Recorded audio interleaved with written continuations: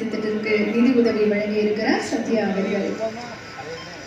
சத்யா அவர்களுக்கு மனமார்ந்த நன்றிகளை தெரிவித்துக் கொள்கின்றோம். மாண்புமிகு முதலமைச்சர் அவர்களையும் விருந்தினர்களையும் மேடையில் அமருமாறு அன்போடு கேட்டுக் கொள்கின்றோம். மேடையில் வீற்றிருக்கக்கூடிய மருத்துவர்கள், மேடைக்கு முன்பாக அமர்ந்திருக்கக்கூடிய மருத்துவர்கள் என இன்றைய தருணத்தில் நம்மை சுற்றி நமக்காக இருக்கும் அரசு மருத்துவமனைகளுக்கு இங்கிருக்கும் அனைவரும் நம்மாலான நிதி உதவியை நலம் TN இணையதளம் மூலம் வழங்கலாம். தொடர்ந்து ராமநாதபுரம் மாவட்டம் பரமக்குடி அரசு மாவட்ட தலைமை மருத்துவமனையில்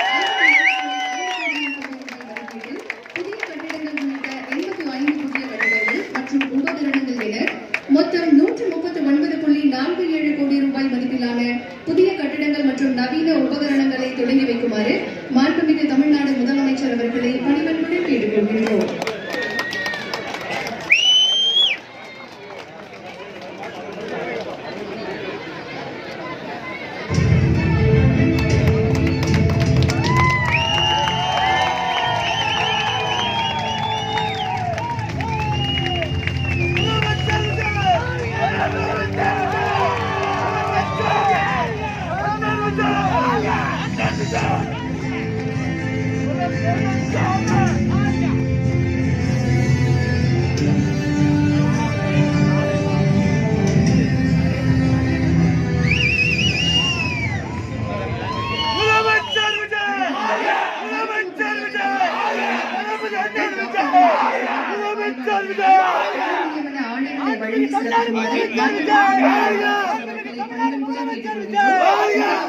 மாற்றுத்திறனாளி பிரிவில் டாக்டராக தேர்வு செய்யப்பட்டு டாக்டர் பிரசாந்தி அவர்களுக்கு மேடையிலிருந்து கீழே இறங்கி சென்று நம்முடைய மாண்புமிகு தமிழ்நாடு முதலமைச்சர் அவர்கள் பணி நியமன ஆணையை வழங்கி சிறப்பிக்கிறார்கள்.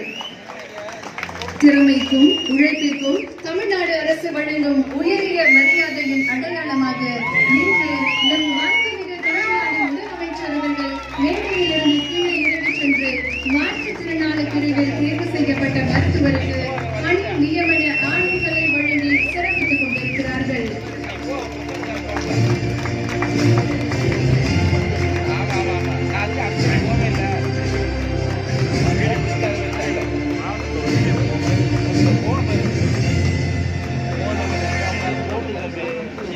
சில தருணங்கள் வரலாற்றில் பதிவு செய்யப்படுகின்றன.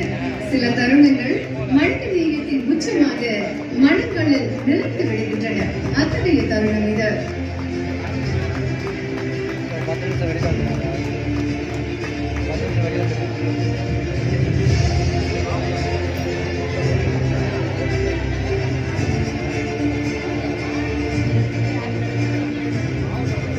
மாற்றுத்திறனாளி மருத்துவரின் அர்ப்பணிப்பையும் அவரின் கனவையும் மதிக்கும் விதமாக நம் மாண்புமிகு தமிழ்நாடு முதலமைச்சர் அவர்கள் பணி நியமன ஆணையை வழங்கி சிறப்பித்திருக்கிறார்கள்.